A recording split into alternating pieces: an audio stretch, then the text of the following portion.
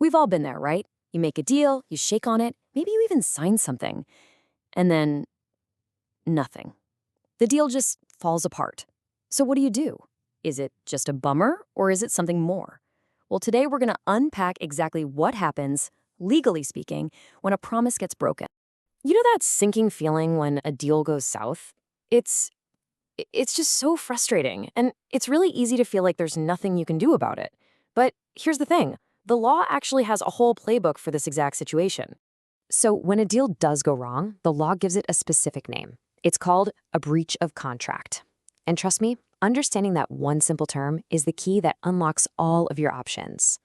In plain English, a breach of contract is just when one side doesn't do what they promised to do. It's that simple.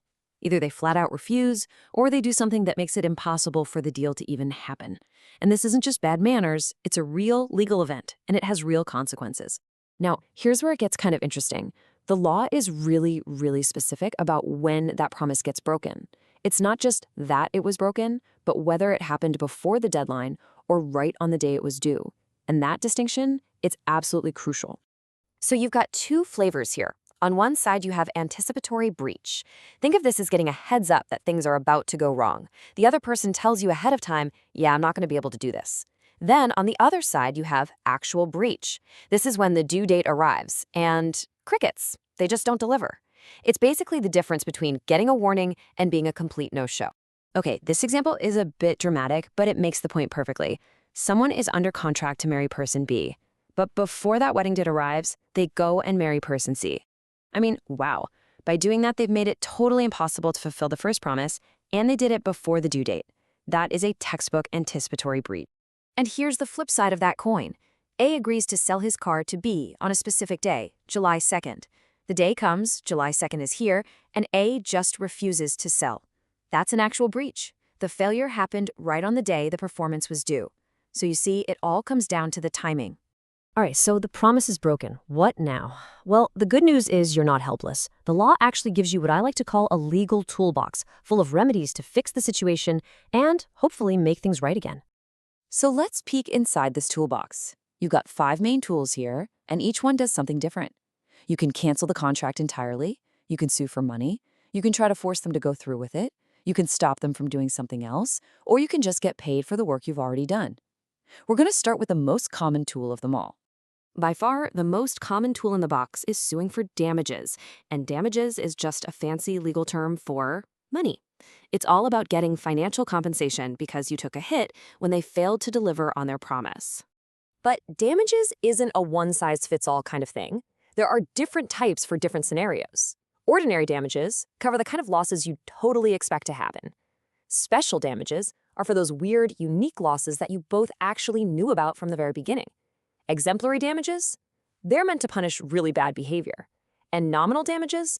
Well, that's when you just want to prove you were right, even if it's only for $1. So how do the courts even decide what's fair? Well, a lot of it goes way back to the super famous old case, Hadley v. Baxendale. And the idea behind it is pretty simple, actually.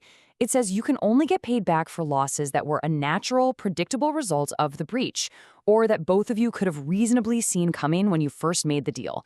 You can't just claim for some wild, unforeseeable chain reaction of bad luck. But sometimes money just isn't enough, right? Imagine you have a contract to buy a one-of-a-kind painting. If the seller backs out, no amount of cash is going to replace that unique work of art. In a case like that, a court might order specific performance, which literally forces them to hand over the painting, just like they promised. An injunction is basically the polar opposite of specific performance. Instead of forcing someone to do something, it forces them not to do something. So let's say a famous singer signs a contract to perform only at your venue, but then you see a poster of them playing at your rival's theater. An injunction is the court order that says, nope, you can't do that. You made a promise. And finally, we've got this really cool concept with a fancy Latin name, quantum meritat. Don't worry, it literally just means as much as is merited. This is your go-to tool when a contract gets broken halfway through a project. It lets you claim a fair price for the work you've already done, so you're not left high and dry. So we've been talking a lot about formal contracts, signed deals, all that stuff. But what about those situations where there's no official agreement, but something just feels deeply unfair? Well, the law has a pretty clever way to handle that too. right? Just imagine someone benefits from your loss purely by accident, and there's no piece of paper to point to. What then? Does the law just say, oh, well, too bad? No way. It actually steps in to make things fair. This is where the idea of a quasi-contract comes in. Now, this isn't a real contract that two people agreed on. It's more like a legal fiction that a court creates to do one very important thing: prevent what's called unjust enrichment. And the principle behind it is powerful. Nobody should be allowed to get rich at someone else's expense just because of an accident. And this example from the source material is just perfect. A delivery guy messes up and accidentally leaves a bunch of valuable goods on your porch. You didn't order them, you didn't pay for them, but if you decide to bring them inside and use them, well, the law says you are now obligated to pay for them. A quasi-contract is created in that moment to make sure you don't get unfairly enriched.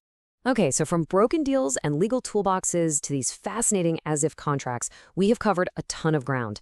So let's just boil it all down and pull out the key things you really need to remember. All right, here's the cheat sheet. First, a breach is just the legal word for a broken promise. Simple. Second, timing is everything. Know the difference between a breach that's coming and one that's happening right now. Third, you are not powerless. You have a whole toolbox of legal fixes, and getting money back, damages, is the most common one. And finally, remember that at the end of the day, the law's main goal is fairness, even if it has to invent an as-if contract to get there. And that kind of leaves us with one final big question. While getting your money back is usually the answer, is it always justice? When a truly unique promise is broken for a one-of-a-kind thing or a special performance, can a check ever really make things right again? It's a question that gets to the very heart of what we expect from our deals and from the law itself. Thanks for joining me for this explainer.